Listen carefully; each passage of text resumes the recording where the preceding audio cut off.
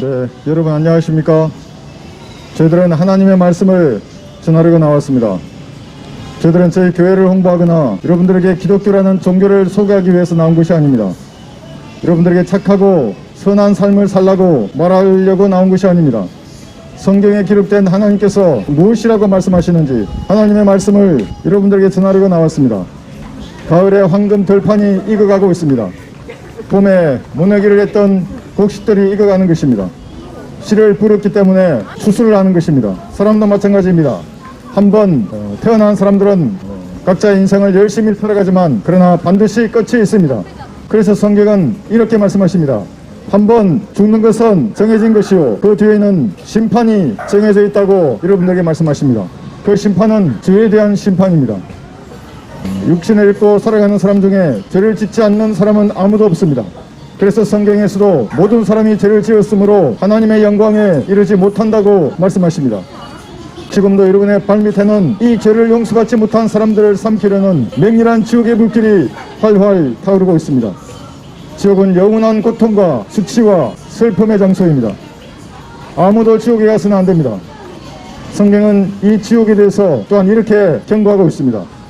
누구든지 생명의 책에 기록되지 않은 자들은 불못에 던져주리라. 그 고통의 연기가 영원 무궁토록 올라가리라. 여러분은 반드시 불타는 지옥에서 구원을 받아 하늘나라에 가야 합니다. 어떻게 하면 여러분의 죄가 용서받는 것입니까? 어떻게 하면 추수 때에 마지막 심판의 때에 여러분들은 지옥에 가지 않냐고 하늘나라에 갈 수 있겠습니까? 그것은 여러분의 죄가 용서받아야 합니다. 죄를 짓지 않는 것이 아닙니다. 모든 사람은 죄를 짓기 때문입니다. 어떻게 하면 여러분의 죄가 용서받을 수 있습니까?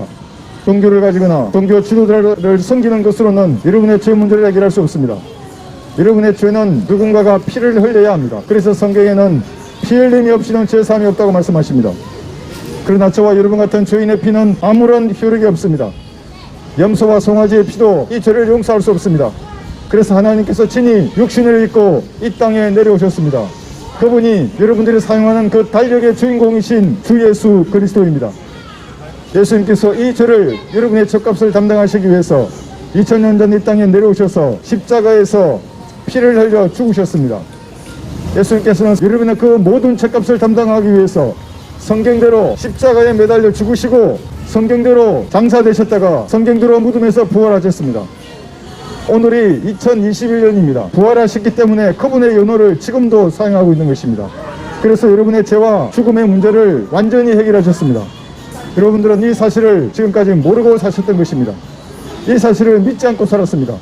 그러나 누구든지 자신이 죄인임을 시인하고 하나님의 피가 여러분의 죄를 용서했다고 말씀하시는 이 사실을 마음으로 믿으면 구원을 받습니다. 내가 내 입으로 주 예수를 시인하고 또 하나님께서 그를 죽은 자들로부터 살리신 것을 내 마음에 믿으면 구원을 받으리라. 이렇게 성경은 말씀하고 있습니다.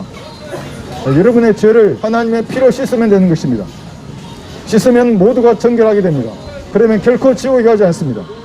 여러분들은 여러분의 죄를 정결케 하는 하나님의 피로 여러분의 죄가 씻겨져 있습니까? 어린 양의 피로 여러분의 죄가 씻겨져 있습니까? 하나님께서 흘리신 피 여러분의 죄들이 용서되었습니다. 여러분의 모든 죄들이 제거된 것입니다. 이 사실을 마음으로 믿으면 구원을 받는 것입니다. 너희가 믿음으로 말미암아 이 사실을 믿음으로 말미암아 은혜로 구원을 받았으니 이것은 너희에게서 난 것이 아니요 하나님의 선물이라고 성경은 말씀하십니다. 선물을 받으면 되는 것입니다. 그러면 여러분의 것입니다. 하나님께서 여러분에게 선물을 마련하셨습니다. 그 선물의 값은 예수님의 피로 마련하신 것입니다. 이 사실을 마음으로 믿으면 선물을 받는 것입니다. 결코 지옥에 가지 않습니다. 행함이 없어도 불경건한 자를 어렵다고 하시는 그분을 믿으면 그의 믿음이 어려워 여겨지는 것입니다. 여러분 너무나 간단합니다. 여러분이 죄인임을 시인하시면 됩니다. 죄인이 아닌 사람이 세상에 어디에 있습니까? 시인하고 하나님의 피로 여러분의 죄값을 담당하신 예수님을 여러분의 구주로 영접하면 구원을 받는 것입니다. 영접하는 자는 누구든지 하나님의 아들들이 되는 권세를 주셨습니다. 즉 그 이름을 믿는 사람들입니다. 누구든지입니다. 누구든지 그를 영접하는 사람들에게는 하나님의 아들들이 되는 권세를 주셨습니다. 이 사실을 믿으시면 구원을 받는 것입니다. 예수님께서도 이렇게 말씀하셨습니다. 나는 부활이요 생명이니 나를 믿는 자는 죽어도 살 것이며 살아서 나를 믿는 자는 누구나 영원히 죽지 아니하리라. 내가 이것을 믿느냐? 그럼 믿으시면 구원을 받는 것입니다. 무엇인가는 뿌렸기 때문에 마지막 추수가 있는 것입니다. 사람도 마찬가지입니다. 한번 뿌려졌기 때문에 각자의 인생을 열심히 살아가지만 언젠가는 끝이 있고 마지막이 있습니다. 한번 죽는 것은 정해져 있습니다. 그 다음에는 심판이 또한 정해져 있습니다. 심판날에 여러분의 지은 그 모든 죄들이 반드시 여러분을 찾아낼 것입니다. 눈을 지으신 하나님께서 여러분의 모든 죄들을 감찰하고 있습니다. 길을 심으신 하나님께서는 여러분의 모든 죄들을 낱낱이 듣고 계십니다. 심판날에 반드시 여러분의 죄들이 여러분을 찾아내기 전에 그 죄가 용서된 사실을 믿어서 지옥의 영원한 고통에서 구원을 받으시기 바랍니다.